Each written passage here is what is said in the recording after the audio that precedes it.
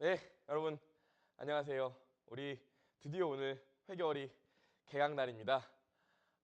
우리 회계원리부터 이제 지금부터 회계원리 프리스쿨 기본 강의, 객관식 스파르타 동차 강의까지 1년 넘는 기간을 한번 달려 보셔야 되는데요. 자, 그 첫 시간으로서 일단 회계원리 수업을 하기 전에 간단하게 OT를 좀 진행할게요. OT를. 자, 보시면 저희 회계 원리 수업은요. 2018년 개정 대비고요. 여러분 올해 지금 2017년 초반인데 올해 지금 이 회계 원리 듣고 올해 시험 보실 분은 없잖아요. 그래서 저희 2018년 개정 대비에 맞춰서 이 회계 원리를 진행합니다. 제일 먼저 강사 소개인데요. 저는 공인회계사 정윤돈이고요. 저도 어느덧 이 회계사 세무사 이 수험 시장에서 강의를 한 지 5년이 다 되어가고 있습니다. 그래서 여러분들이 야, 너 혹시 초짜 강사라서 회계 원리 들으면 이거 이제 수업 또 없는 거 아니야? 그렇게 생각하시는 분들 있을 것 같은데 아시죠? 제가 이 학원에서 메인 강사고요. 제가 기본반, 객관식반, 스파르타, 2차 동차, 2차 유예까지 다 제가 메인으로 이 운영을 하고 있어요. 벌써 3년이 넘었고요. 그리고 실제로 이 각 학원 중에서 종합반 재무회계를 가리키는 메인 강사 중에서 제가 유일한 30대입니다. 유일한 30대예요. 그래서 믿고 저희 끝까지 여러분 합격할 때까지 커리큘럼 믿고 따라가실 수 있고요. 실제로 제 교재 기본서는 저희 가을부터 나오지만 이번에는 저희 신영걸 교수님 책을 쓰지만 기본부터는 가을부터는 기본서도 나오고요. 지금 요약서 나와 있고요. 그 다음에 1차 책 나와 있고요. 2차 책도 저희 지금 실제로 수업을 하고 있기 때문에 제 책으로 수업을 하고 있기 때문에 여러분들 뭐 커리큘럼에 대해서는 전혀 걱정할 게 없으실 것 같습니다. 자, 여기까지 일단 말씀드렸고요. 여러분들 회계 원리하면서 이 가장 중요한 게 뭐냐면 뭘까요? 뭘까요? 100% 이해를 하셔야 돼요. 실제로 여러분 연애해 보면 어떻죠? 그냥 마냥 좋기만 하다가 이제 권태기가 오기 시작하면 여자친구가 삐진다고요. 그럼 여자친구가 화나면 자기야 왜 그래? 그러면 자기 내가 왜 화났는지 알아? 이런다고요. 모르지만 그냥 미안하다 그러죠. 모르지만 미안해. 그러면 여자친구가 또 아직은 연애 초반이고 하니까 에휴 다음부터 잘해 하고 헤어진다고요. 근데 결국 여자친구가 또 똑같은 이유로 화를 내고 나는 계속 모르는 상태에서 여자친구한테 미안해 뭐 이런 얘기 하다가 뭐 여자친구 아니라 남자친구한테도 그럴 수 있지만요. 결국 이유를 모르다가 근본적인 해결책이 나오지 않은 상태에서 연애가 종결되게 되죠. 그렇죠? 저희 이 회계도 마찬가지예요. 여러분들이 회계 원리에서 가장 중요한 미션은 뭘까요? 빨리 보기? 2배속으로 막 하루에 8시간 만에 강의 다 끝내기? 혹은 그냥 한번 들었다고 얘기하기? 아니에요. 실제로 이 회계 원리에서 가장 중요한 건 뭐냐면 여러분이 100%다 이해하셔야 되고 고민하셔야 돼요. 아시겠어요? 근데 문제가 뭡니까? 이제 회계원리 프리스쿨 또 회계원리 동영상 보는 분들은 이제 처음이다 보니까 어색하거든요. 그래서 어제 물어볼 데가 없으세요. 물어볼 데가 없다 보니까 어떻게 됩니까? 그냥 넘어가죠. 그냥 넘어가는 경우가 더 많아요. 비극의 시작이에요. 반드시 물어보고 이해하고 회계원리에서 넘어가셔야 그 다음부터 여러분이 수월하게 갈 수 있습니다. 어렵지 않죠? 그래서 여러분 저한테 물어보셔야 되는데요. 일단 저희 학원 홈페이지에 제 사진이 나와 있어요. 실무가 많이 좀 다를 겁니다. 제 사진이 나와 있는데 제 사진을 클릭하면 또 이런 화면이 떠요. 상단에 여기 밑에 보면 상담하기 있는데요. 여기를 클릭하시고 여기에 물어보시면 여러분이 상담하기 다 누르신 다음에 엔터 확인 누르시면 저한테 문자가 바로 와요. 야, 너 질문 있어? 이렇게 문자가 온다고요. 그럼 제가 12시간 안에는 상담을 해드려요. 질문에 답변을 드려야 됩니다. 이렇게 하셔도 되고요. 저기 나는 이거 한다고 또 인터넷 접속하기도 그렇고 그리고 또 말로 쓰려니까 지금 당장 급한데 이거 언제 기다려? 이런 분들은 좋아요. 제가 옛날에 총각 때는 번호를 안 가르쳐 드렸지만 이제 아이가 둘이 생겼기 때문에 이 번호를 가르쳐 드려요. 이게 제 핸드폰 번호인데요. 이 여기로 질문하시면 이것도 한 12시간 안에는 답변을 해드립니다. 이 전화는 제가 안 받아요. 저희가 거래처도 있고 막 요즘 하다 보니까 모르는 번호는 안 받고요. 이 문자로 남겨주시는 게 좋아요. 카톡보다는 이 문자로 남겨주시는 게 좋고요. 다만 두 가지만 좀 부탁드릴게요. 적어도 신원은 좀 밝혀주셨으면 좋겠어요. 그 밑도 끝도 없이 야 이거 모르겠어 이러면 제가 마음이 좀 상처를 받아요. 그래서 어느 수업 듣는지는 좀 말씀해 주셨으면 좋겠고요.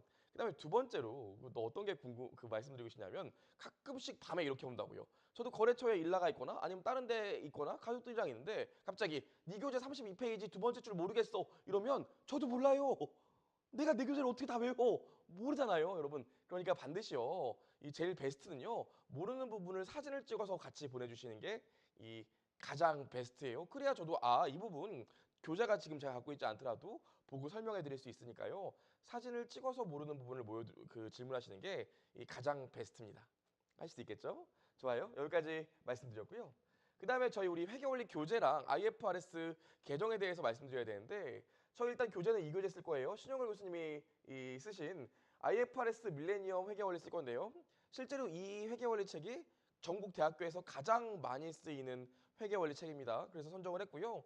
실제로 대학 교재로 쓰이면서도 이 회계사, 세무사 수업용으로도 아주 훌륭한 회계원리예요. 그래서 이 책으로 저희가 진행을 할 거고요. 회계원리 같은 경우에. 그래서 혹시나 나는 회계사, 세무사 아직 관심은 없는데 학교 중간고사를 봐야 되는데 이 회계원리가 고민이야 이런 분들은 이 강의 들어도 되나요? 고민하실 텐데 들으셔도 됩니다. 혹시 대학교에서 신영걸 교수님 책으로 수업을 진행한다고 한다면 이 수업 듣고 중간고사, 기말고사 대비하시면 뭐 굉장히 도움이 되실 겁니다.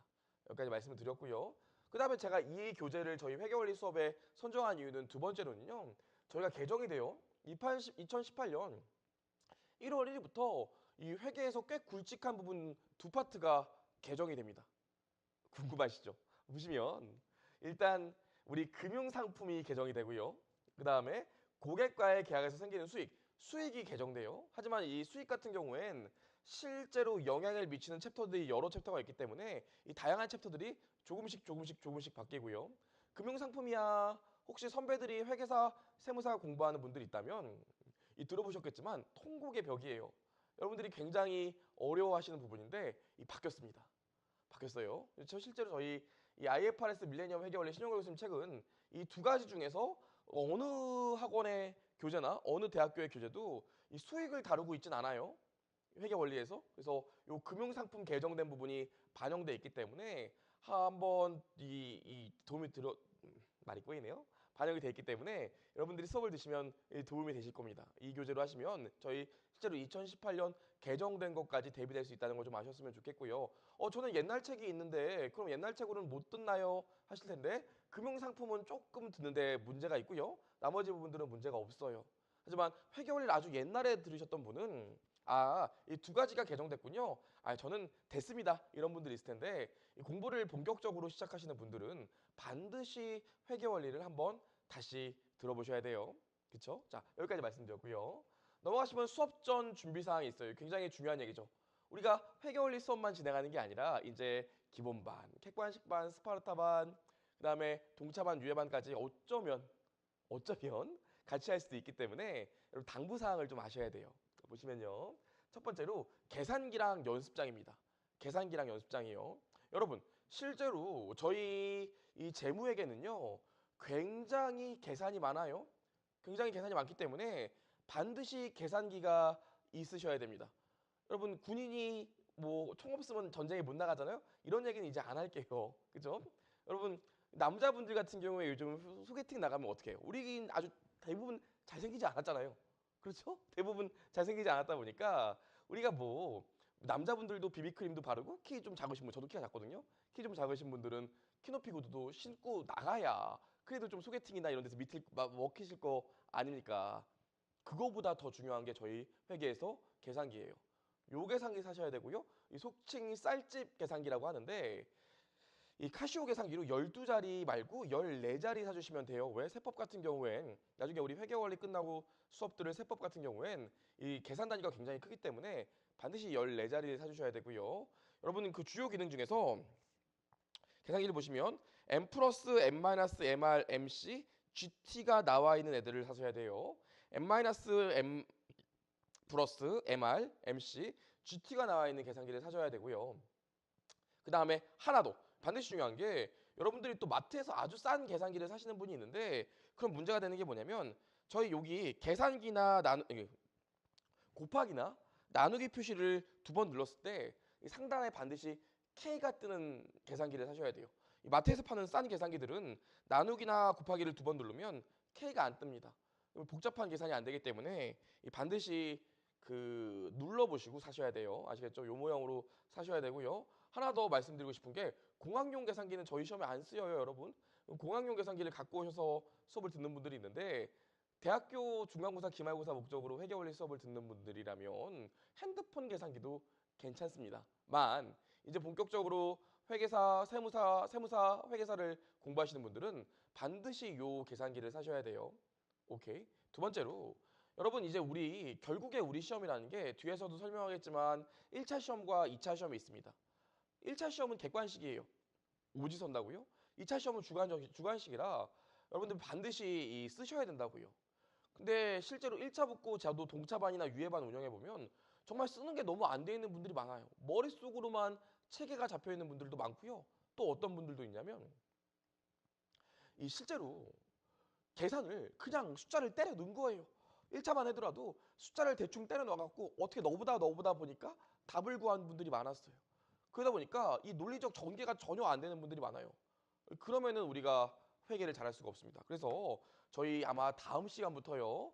제가 매 시간 시험 보는 건 아시죠? 거의 매 회계 원리도 거의 시험 보고요. 이 중급 회계 가면 거의 매 시간 시험을 보고 제가 여러분들 답안지를 걷어서 말씀을 드리거든요. 반드시 이 학원에서 이런 2차용 연습장을 사셔서 여러분이 연습을 하셔야 돼요. 제가 회계 원리 끝나고 나면 중급 회계부터는 더 호되게 얘기를 할 겁니다. 이게 실제로 저희 2차 시험 규격에 맞는 답안지인데요. 이 답안지를 구입하셔서 공부를 하시고요. 동영상으로 멀리서 들으시는 분은 이런 게 아니더라도 연습장을 사셔서 반드시 쓰는 연습을 하셔야 돼요.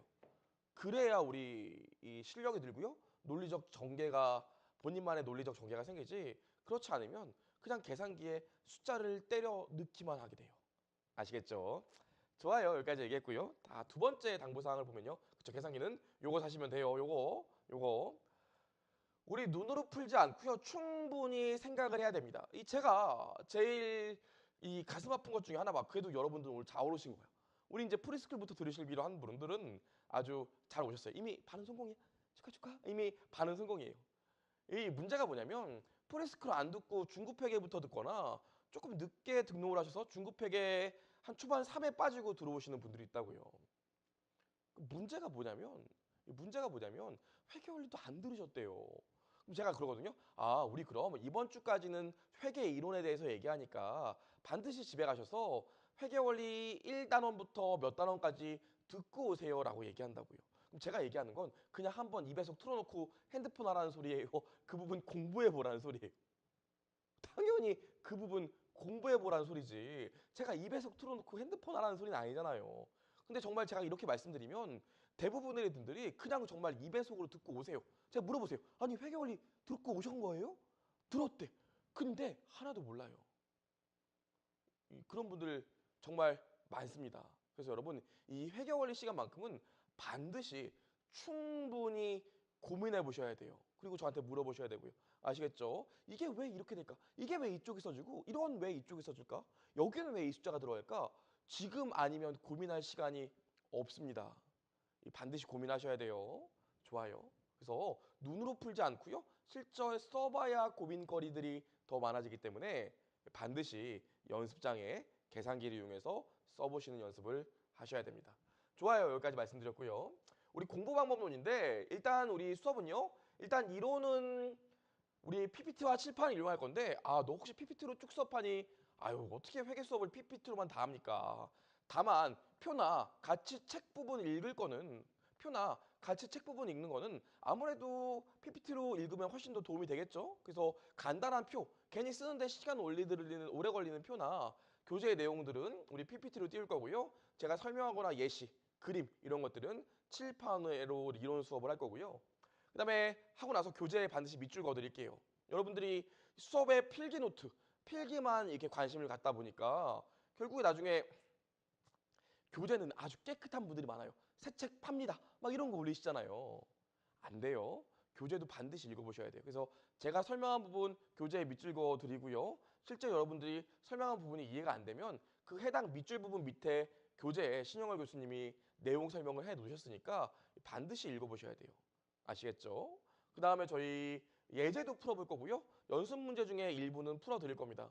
실제로 회계 원리 같은 경우엔 제가 연습 문제나 예제 좀 많이 풀어보라고 말씀드려요. 기본서 같은 경우에는 예제 같은 건 좀 너무 먼 문제, 2차 시험 문제들이 들어가 있는 경우가 많아서 제가 풀지 말라고 하는 경우도 있지만 회계 원리는 몇 개 빼고는 제가 풀라고 직접 다 언급해 드릴 거예요. 그래서 고민을 해보셔야 되거든요. 아시겠죠? 검사할 거야. 아시겠죠? 좋아요. 여기까지 말씀드렸고요. 그다음 두 번째로요. 이 복습 중심의 학습을 하셔야 되고요. 연습장에 직접 손으로 풀어보셔야 됩니다. 이 많은 분들이 또 이런 고민을 하신다고요. 이런 고민들을. 선생님, 저한테 전화 와요. 오늘 지나고 나면 아마 저한테 문자 오거나 전화 오는 분 정말 있다고요. 전화는 하지 말라고 그랬는데도 불구하고 전화 오시는 분들이 있어요. 물어보면 뭐예요? 선생님, 내일은 진도가 어디까지 나가나요? 내일은 어디까지 나가니? 막 이런 거 물어보신다고요. 여러분, 혼자 읽은 회계책이랑 혼자 읽은 세법책은 안 읽음만 못해요. 그렇죠? 그러니까 예습은 걱정하지 마시고요. 제가 입 벌려 다 떠먹어 드릴 테니까 실제로 복습만 좀 철저히 해주세요. 아마 여러분들이 이번 주는 예습할 수 있는 시간적 여유가 있더라도 다시는 우리 중급회계 혹은 기본반 운영하면서 다시는 그런 여유는 없을 겁니다. 그러니까 예습은 걱정 안 하시면 되고요. 복습만 하시면 되고요. 다만 제가 이거 복습 어떻게 하셨어요? 물어보면 눈으로 읽고 왔다는 분들이 많아요. 우리 사시는 그래요? 사시 공부하시는 분들은 이제 없어지지만 한 시간 동안 가만히 있어. 저는 옆에서 보는데 마네킹인 줄 알았어요. 촉 넘기고 이런 분들이 있다고요. 사시처럼 공부하시는 분들이 있어요. 저희는 직접 답안지에 쓰고 계산을 해봐야 되기 때문에 반드시 집에서 복습할 때도 손으로 해보셔야 돼요. 아시겠죠? 여기까지 좀 기억을 하시고요.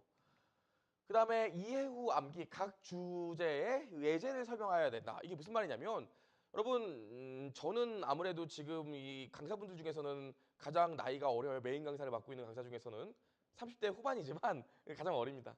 그러다 보니까 이 롤모델로 삼고 있는 강사분들이 좀 달라요. 저 같은 경우에 수업적인 내용, 수업 내적인 내용들은 제가 실무했을 때 일했던 거, 그 다음에 공부하면서 기준서 보고 교수님 책들을 보면서 공부하는 게 있지만 실제로 수업 외적인 수업 스킬이나 강의 능력 이런 것들은 제가 이 수능 강사들을 롤모델로 많이 하고 있어요. 저는 이 수학 강사 중에 삽자루 선생님이랑 이 정승재 선생님 좋아하는데 정승재 선생님이라는 분이 이런 얘기를 하시더라고요. 야, 니네 어떻게 하면 수능에서 수학 만점 맞는 줄 알아? 간단해. 옆에 친구를 앉혀놓고 네가 수학 교과서에 있는 내용을 다 설명할 수 있으면 그럼 너 수능 만점이야 그러더라고요. 제가 그 얘기를 듣고 눈물을 쭉 흘렸어요. 저거다. 우리 제모에게도 마찬가지예요. 옆에 친구 앉혀놓고 여러분이 그 책에 있는 내용을 다 설명해 줄 수 있다면 다 아시고 아마 시험장에서도 다 맞으실 겁니다. 그래서 반드시 여러분 학습하실 때 어떤 생각을 하셔야 되냐면 숫자 하나 맞는 거, 회계 처리 하나 제대로 쓰는 거 이것도 중요하지만 실제로 제가 설명했던 분들 문제, 그다음 회계 처리가 왜 이런 모양으로 되는지 설명할 수 있으셔야 돼요. 그게 가능하면 당장은 계산이 조금 틀리고 당장은 회계 처리가 약간 미스가 나더라도 장기적으로 볼 땐 그렇게 이해하고 넘어가서 공부하신 게 100%더 여러분들 실력 향상에 도움이 될 겁니다. 거기다 여러분 지금 뭐예요? 업계의 뉴비. 이제 들어오신 이 수험계에 들어오신 회계원리 들으시는 분이잖아요. 회계원리 들으시는 분이잖아요. 그래서 제가 아마 굉장히 잘해드릴 거예요. 회계원리 때.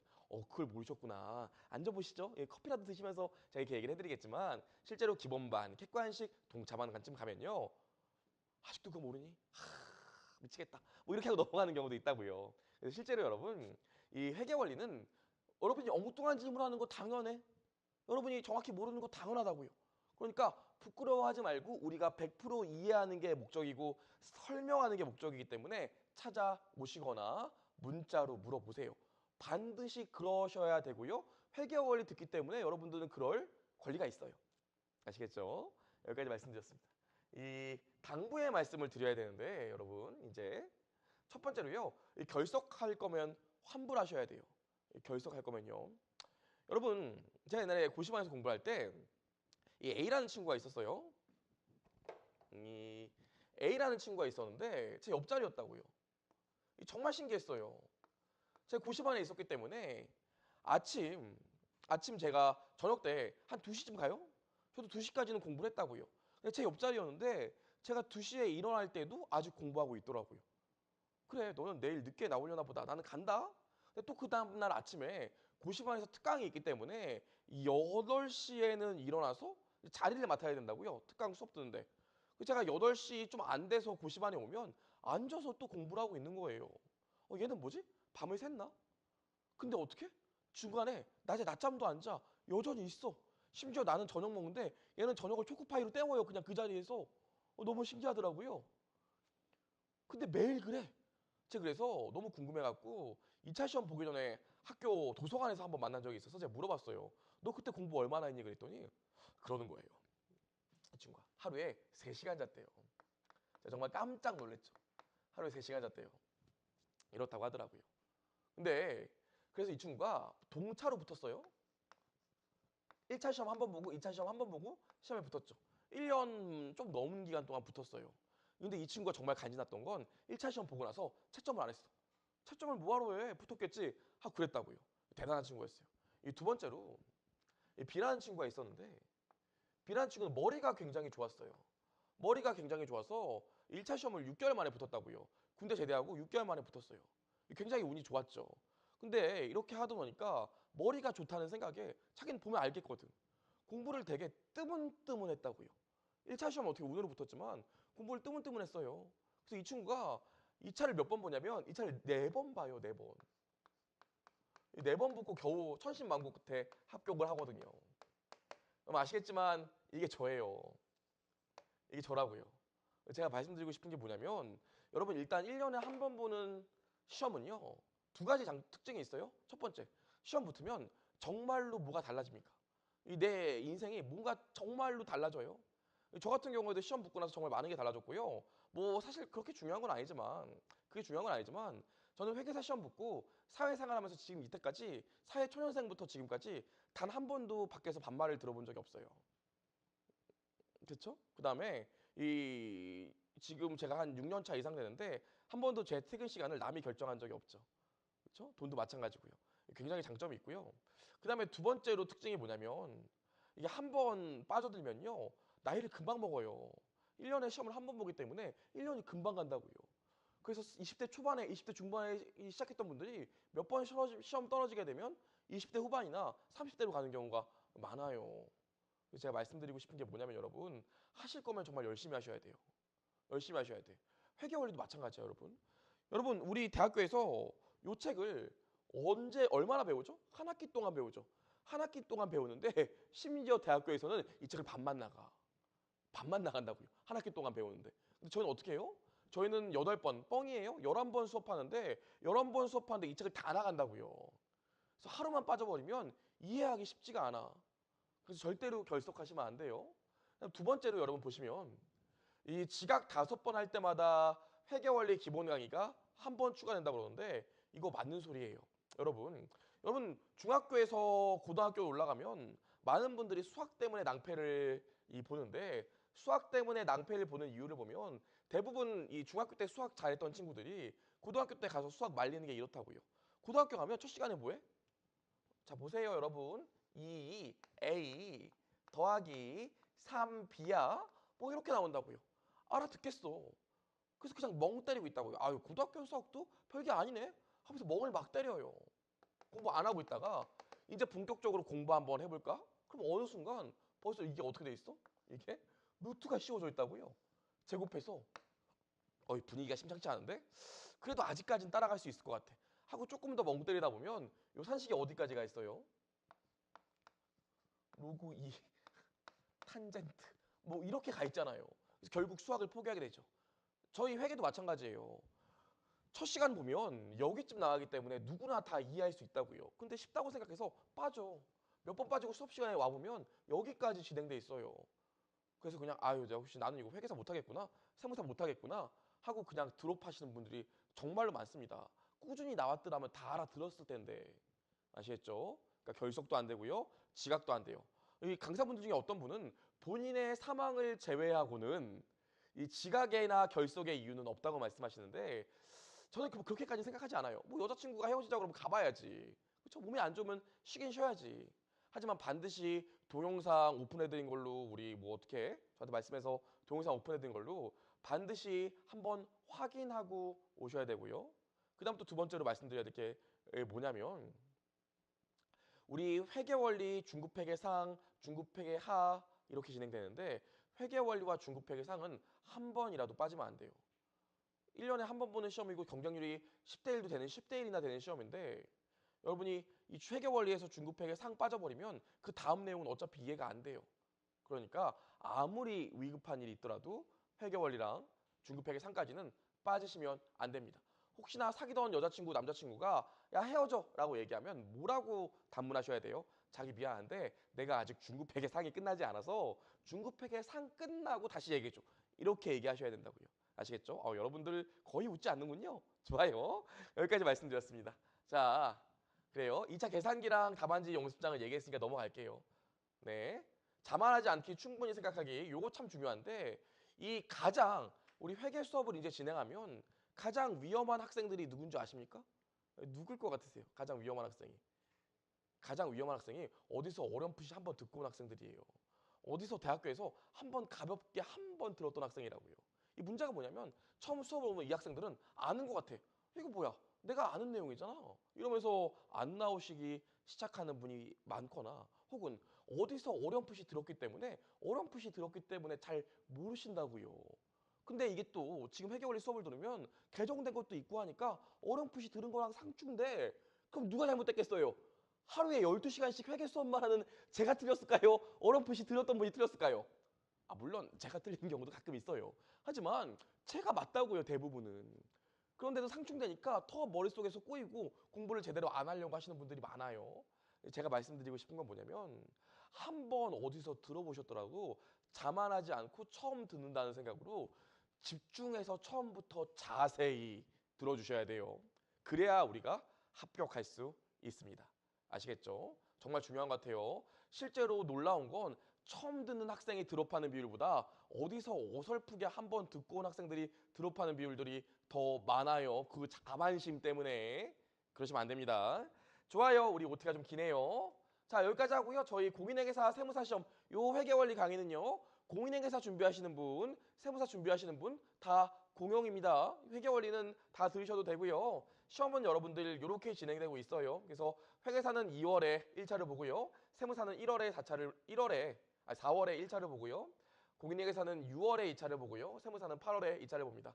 과목들이 이렇게 나와 있는데 이제 수업을 진행하면서 하나씩 얘기할 거고요. 실제로 회계사도 세무사도 모든 과목의 시작은 재무회계에서 시작해요.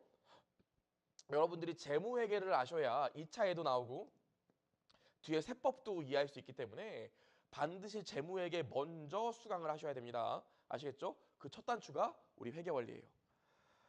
좋아요. 우리 여기까지 얘기했고요. 회계사는 토익 700점이 넘으셔야 되고 학점을 24학점 이수하셔야 되지만 세무사는 토익만 넘으시면 됩니다. 토익만.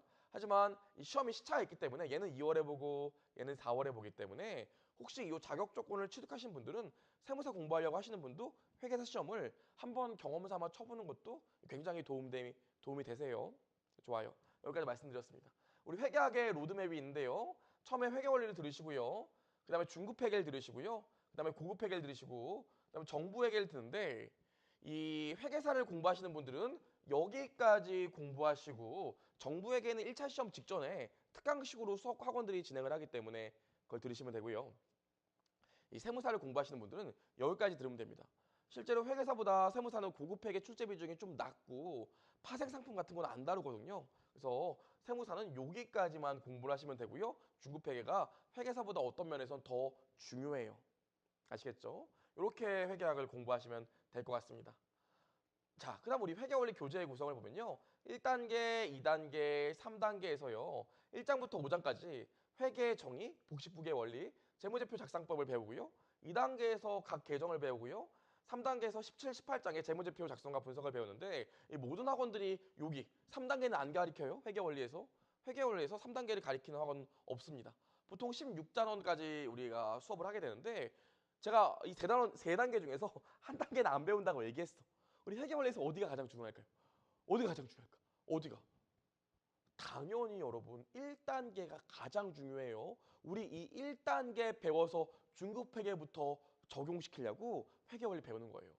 그래서 우리 지금부터 수업을 진행할 건데 1장부터 5장까지 공부할 때는 처음엔 좀 쉽게 느껴지거든요. 처음에 좀 쉽게 느껴지더라도 절대로 어떻게 빠지시면 안 됩니다. 아시겠죠? 좋아요. 우리 그래서 회계원리에서는 이 1단계를 더 집중해서 공부할 거라는 걸 좀 알아주셨으면 좋겠습니다. 좋아요. 우리 여기까지 얘기했고요. 이제 본격적으로 수업을 나가면 될 것 같아요. 여러분, 우리 그럼 이제 OT가 끝났으니까 우리 본격적으로 수업에 들어가 볼 거예요. 자, 뭐 배울 거예요, 우리? 당연히 우리 회계, 이제 재무회계 배울 거니까 회계가 뭔지, 회계란 무엇인지 좀 배워봐야 될 것 같아요. 여러분, 저는 이 회계사다 보니까 이 옛날에 대형 회계법인 있을 때 이 시즌이라고 있어요. 시즌. 나중에 또 가르쳐 드리겠지만 1월부터 3월까지가 시즌인데 이때는 정말 막 새벽 2시, 3시, 막 심하면 5시에 이렇게 퇴근하거든요. 그럼 전 2시에 퇴근하면은 좀 택시를 타고 쉬고 싶은데 택시를 타고 가면 꼭 그렇게 기사님들이 물어보세요. 아니 뭐 무슨 회사 다니시길래 이 시간에 퇴근을 하세요? 이렇게 물어보신다고요. 그럼 제가 뭐라 그래요? 회계사입니다. 이런다고요. 그럼 뭐라고 그러시냐면 내가 안 그래도 진짜 궁금했는데 이 회계사가 뭐 하는 직업이에요? 이렇게 물어보신다고요. 그럼 제가 또 힘든 몸을 이끌고 회계사가 뭔지 쭉 얘기를 해드리면 중간에 라디오를 조용히 켜세요. 듣기 싫은 거죠. 듣기 싫으신 거죠. 그렇죠? 그리고 또 저 옛날에 회계사 공부할 때 저희 아버님이 이런 얘기도 하시더라고요. 야, 윤도나, 내가 너 공부한다니까 돈은 대줄 건데 이 도대체 회계사가 뭐 하는 사람들이냐? 뭐 이런 것도 물어보시더라고요. 그렇죠? 여러분도 이제 본격적으로 회계사, 세무사 공부하시면 이 주변에서 야, 회계가 뭐야 물어보신다고요. 그럼 여러분 뭐라 그래요? 좋은 거 이러고 넘어가시는데 이 도대체 회계란 무엇일까요? 그다음 하나 더. 그 얼마 전에 알파고가 있었잖아요. 그 바둑 이세돌 기사랑 그 대전했던 이 알파고가 나오고 나서 언론에서 번역을 잘못해서 그런데 없어져야 될 직업으로 뭐 회계사, 세무사를 얘기했다고요. 이거 번역을 잘못해서 그렇지 회계사나 세무사를 얘기하진 않았어요. 그럼 실제로 이 알파고의 등장으로 회계사랑 세무사는 없어질까요? 남아 있을까요? 궁금하지 않으세요? 이제 그거에 대한 얘기를 해볼 건데 제가 초반에 여러분 뭐 회사 얘기도 많이 해드리고 싶고 그런데 처음에 개념을 이해하는 입장에서 여러분들한테 바로 기업 얘기를 하면 여러분들이 이해를 잘 못하시더라고요. 그렇잖아요. 회사 잘 모르시잖아요. 그래서 이제 그냥 가상의 사적인 남녀 관계로 일단 시작을 좀 해보려고 해요. 자, 여러분은 꿈이 무엇이었나요? 저는 제가 이렇게 있으면 저는 옛날에 이 뮤지컬 배우가 꿈이었어요. 근데 키도 작고 뚱뚱하다 보니까 뮤지컬 배우를 못했죠. 노래도 못하거든요. 근데 만약에 제가 뮤지컬 배우였다고 할게요. 뮤지컬 배우. 우리 사랑하는 여자친구가 있었어요. 자, 사랑하는 여자친구가 있었어요. 근데 정말 뮤지컬 배우다 보니까 대스타가 아니다 보니까 가난해. 정말 여자친구한테 줄 수 있는 건 노래밖에 없어요. 이 노래밖에 없었다고요. 근데 이제 여자친구가 이 결혼 이렇게 오래 사귀다 보니까 이 뮤지컬 배우 저라고 가정하면 저랑 결혼을 하려고 하는데 제가 줄 수 있는 게 노래밖에 없으니까 이 결혼을 해야 되나 이런 생각이 든다고요. 나도 조금 있으면 나이가 아주 많이 차는데 결혼을 할 수 있을까라는 생각이 든다고요. 그래서 그 마음을 다 알아차린 제가 고민하다가 이 고민 끝에 뭘 사냐면 로또를 사네. 세상에 로또를 사네. 로또를 사는데 어떤 일이 일어나요? 로또가 당첨됐어요. 제가 로또 10억에 당첨됐어요. 10억을 받았습니다. 로또 10억에 당첨됐어요. 그럼 너무 기쁘겠죠. 이걸 여자친구한테 알려야 될 거 아닙니까? 그래서 어느 날 제가 드디어 뮤지컬 배우인데 여자친구를 만나요. 만나서 아주 좋은 식당에서 밥을 먹어요. 여자친구가 야, 너 무슨 돈이 있어서 이런 데서 밥을 사줘? 라고 얘기를 하는데 제가 이제 하나씩 썰을 풀기 시작하는 거죠. 자기야, 나 지금 통장에 10억 있다? 이렇게 얘기를 하는 거죠. 그쵸? 그럼 여자친구가 뭐라고 그래요? 아니 네가 무슨 돈이 있어 통장에 지금 10억이 생겼어? 뭐 어떻게 생긴 돈이야? 이렇게 물어본다고요. 그럼 뭐라고 그래요? 나 이거 로또 맞았어. 로또. 로또에 당첨됐어. 그래서 내가 10억을 벌었어. 10억의 수익 이런 얘기 안 할게요. 아직 회계 걸리니까 10억을 벌었어 라고 얘기한다고요. 그럼 또 우리 이 여자친구가 뭐라고 물어볼까요? 뭐라고? 너 그 돈 딴 데 안 쓴 거야? 너 통장에 10억 정말 있는 거 말아? 너 정말로 현금으로 10억 들어오는 거야? 세금도 떼고 그런다는데? 세금 떼고 실제로 현금이 10억 들어왔어. 이렇게 얘기한다고요. 여자친구가 무척 좋아하겠죠. 저도 좋고요. 자, 이 상태에서 마지막으로 뭘 물어봐요? 여러분, 제가 가끔씩 웃기려고 그냥 조금 무리수를 던지는데 그 무리수를 보시고 저거 인간성 아주 쓰레기구만 이러시면 안 돼요. 그냥 무리수를 던지는 거예요. 이 여자친구가 이렇게 물어보는 거예요. 야, 너 뮤지컬 배우 하냐고 고생해갖고 너 부모님들한테 뭐 잘해드린 것도 없는데 부모님도 좀 드릴 거니 돈? 이렇게 물어본다고요. 그때 제가 뭐라고 해? 글쎄 어머님한테 용돈으로 1억 정도는 드릴 수 있는데 나머지는 내가 다 가질 거야. 용돈 1억 정도는 드릴 수 있어. 이렇게 얘기한다고요. 이렇게 지금 내가 로또 당첨된 사실을 이렇게 얘기했다고요. 통장에 지금 10억 있고 그러니까 10억 번 거고 현금으로도 10억 있고 부모님한테 1억 정도 드리려고 이제 결혼하자라고 얘기한다고요. 이렇게 결혼하자고 얘기해요. 그럼 여자친구가 처음에는 글쎄 생각해 볼게 그러다 그 다음날 결혼하자고 하겠죠. 웃긴 얘기죠? 자, 여러분 이 과정이 뭘까요? 이 과정이 회계예요. 뭐라고? 하시겠지만 이 과정이 회계입니다. 그렇죠? 아주 간단하게 얘기했지만 정말로 그런지 우리 한번 볼게요. 그럼 이제 회사 얘기를 해볼게요. 회사 얘기를. 어떤 기업이 이렇게 있어요. 기업이 회사, 기업. 어떤 기업이 이렇게 있어요. 이 기업엔 누가 있냐면 이 기업에는 수많은 이해 관계자들이 있다고요. 수많은 이해 관계자들이 있어요. 복수. 수많은 이해 관계자들이 있을 거예요. 여러분 어려우실까봐 어려운 걸 안 하려고 하는데 일단 이해관계자 여러분 잘 모르시니까 풀어보죠. 어떤 기업이 있으면 그 회사의 경영자도 그 기업의 이해관계자가 됩니다. 우리 A 사업부랑 B 사업부, 치킨 사업부랑 피자 사업부가 있는데 어떤 사업부가 돈을 더 많이 버나 돈 많이 버는 사업부를 좀 밀어주고 싶은데 이럴 수 있겠죠? 그래야 경영자도 월급도 많이 받고 계속 경영자로 있을 거 아닙니까? 그 다음 또 누가 있어요? 우리 회사에 주식을 산 사람들이 있어요. 그걸 뭐라고 그래요? 주주라고 하죠. 주주도 마찬가지예요. 이 회사가 성과를 좀 내나? 이 회사가 성과가 많이 나와서 주가가 올라야 내가 주식을 팔아서 시세 차익도 누리고 혹은 배당도 받을 수 있을 텐데. 그다음 또 누가 있습니까? 돈 빌려준 사람들이 있다고요. 회사에. 회사에 돈 빌려준 사람이 있을 거 아니에요. 그런 사람들 뭐라고 그럽니까? 채권자라고 하죠. 이 채권자 같은 경우도 마찬가지예요. 이 회사가 내가 돈 빌려주는데 돈 받을 수 있을까? 그 다음에 내가 이자 받을 수 있을까? 이런 생각들을 한다고요. 어렵지 않죠? 또 누가 있어요? 종업원도 있어요. 내가 이 회사 다니는 종업원인데 우리 회사 성과가 좀 달성됐나? 나 급여 좀 받아야 되는데 보너스도 받아야 되고 이런 생각을 한다고요. 어렵지 않죠? 그래서 이런 관계자 이렇게 수많은 사람들이 기업을 둘러싸고 있고요. 이런 사람들을 이해 관계자라고 합니다. 지금 제가 말씀드렸지만 이런 이해관계자들은 늘 어떤 고민이 있어요? 의사결정에 대한 고민이 있다고요. 그렇죠? 제가 말씀드렸지만 의사결정에 대한 고민이 있어요. 계속 이 회사를 다닐 것인지, 어느 사업부에 투자할 것인지 경영자, 내가 이 회사 주식을 더 살 것인지 팔 것인지, 이 회사한테 돈을 더 대출해 줄 것인지 말 것인지 하는 의사결정을 해야 된다고요. 어떤 의사결정이요? 이런 것들을 경제적 의사결정이라고 합니다. 경제적 의사결정이라고 해요. 그럼 여러분 왜 이렇게 기업을 둘러싸고 있는 이해관계자들은 경제적 의사결정을 해야 될까요? 왜? 당연하잖아요. 왜 경제적 의사결정을 해야 돼? 그것은 내가 자원이 한정되어 있기 때문이죠. 자원이 한정되어 있기 때문에 내가 갖고 있는 자원을 효율적으로 사용하기 위해서 경제적인 의사결정을 해야 된다고요. 저도 딸이 있어요. 너무 이뻐 죽겠어요. 지금 이제 17개월인데 뭐 아빠 이러면서 뭐 예쁜 옷 입고 싶어 하고 막 그럼 너무 귀여워요. 그래서 백화점 가면 옷 진짜 다 사주고 싶은데 요즘 애들 옷이 엄청 비싸더라고요.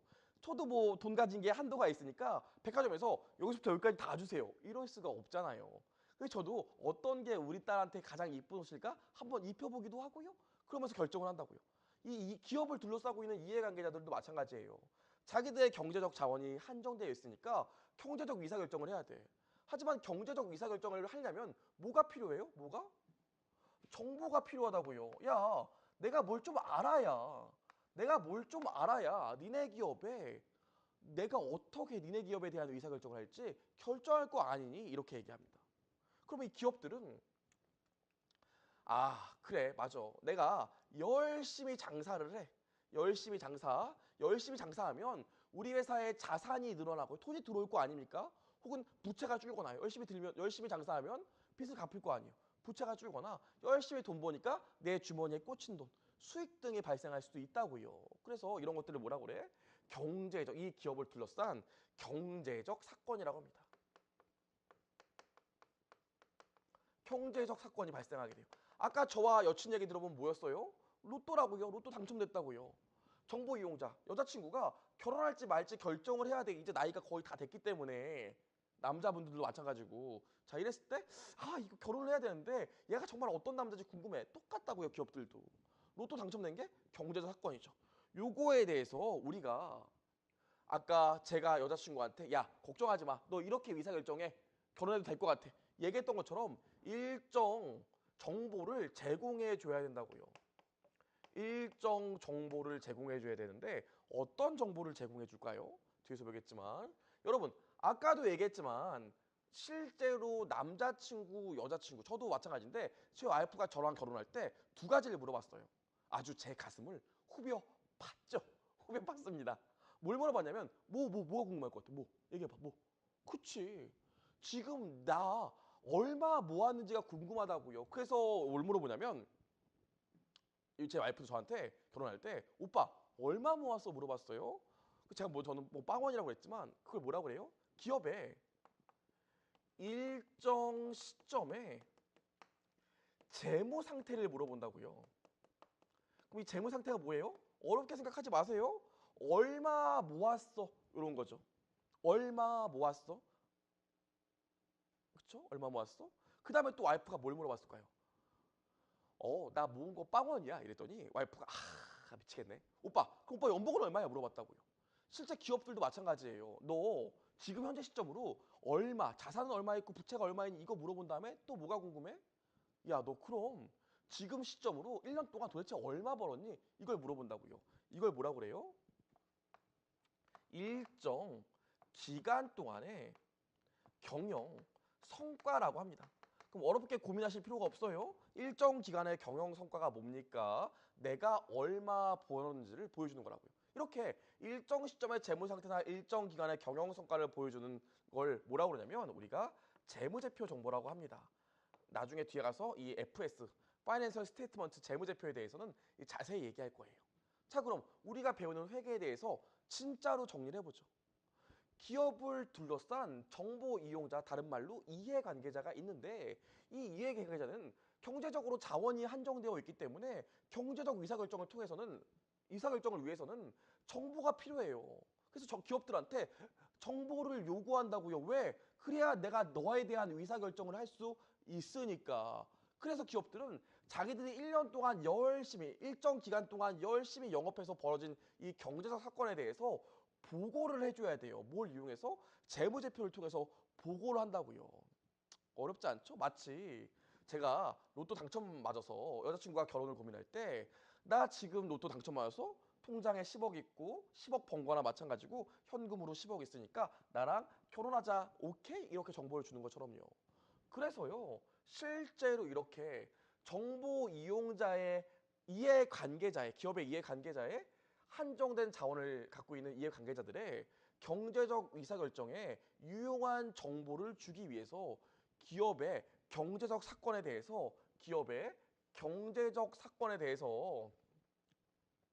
식별하고 우리가 측정하고 이 전달하는 요 과정을 뭐라고 그래요?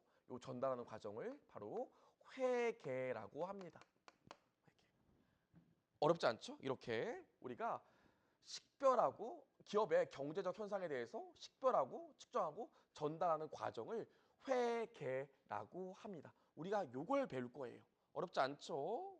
물론 요걸 측정이라고 쓰기도 하고요. 우리 교재처럼 기록이라고 쓰기도 하고요.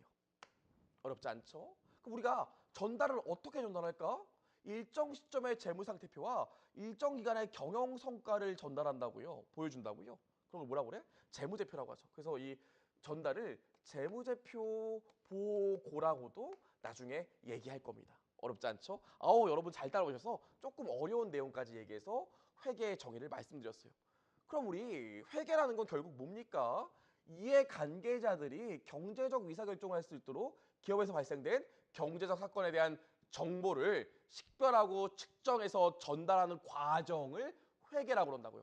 그럼 아까 저희 아버지나 그 택시기사분이 저한테 물어봤을 때 회계가 뭐냐고 물어본다면 아직 여러분은 회계사가 뭐 하는지까지는 아직 몰라.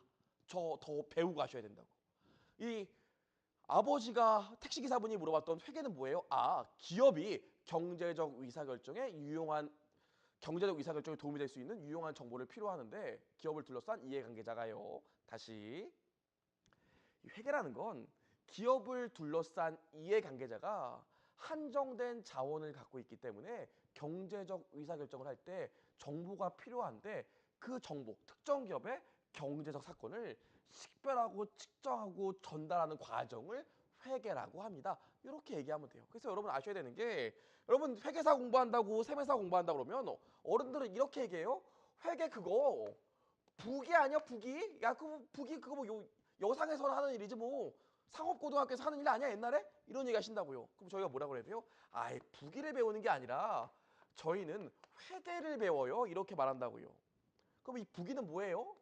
북이는요, 단순히 장부에 기록하는 일이에요.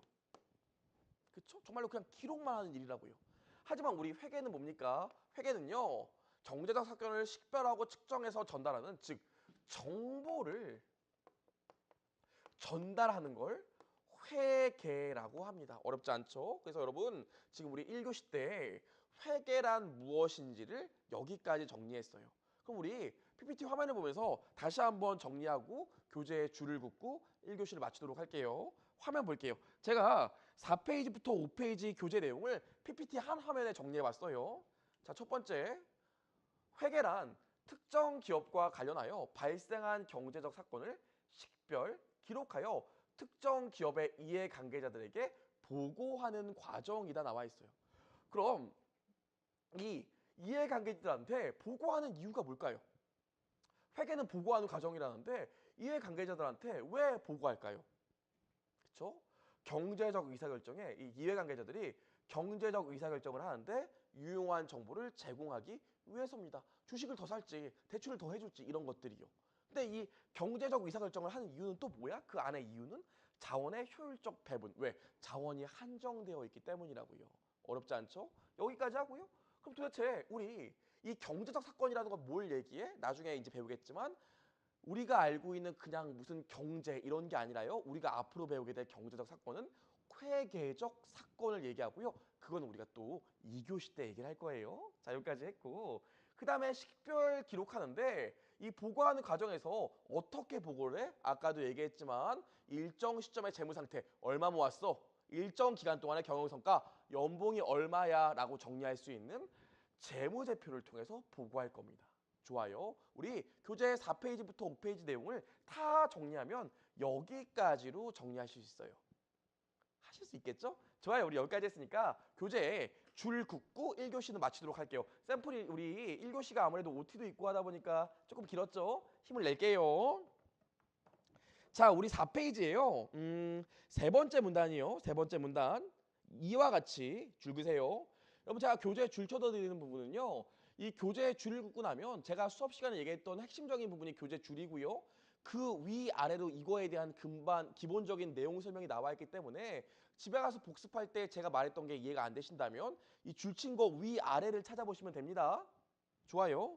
회계는 특정 기업에 대해서 관심을 갖고 있는 이해관계자나 대여자를 포함한 다양한 정보 이용자들이 경제적 의사결정을 하는데 유용한 회계 정보를 제공하는 것을 기본적인 목적으로 한다. 그래서 밑에 정의를 보시면 회계란 특정 기업과 관련하여 경제적 사건을 식별 동그라미 기록 동그라미 하여 특정 기업의 이해관계자들에게 보고하는 과정 동그라미. 아시겠죠? 이게 회계고요. 우리 이해관계자들에게 보고되어 있는데 목적 거기 추가해 주세요. 목적.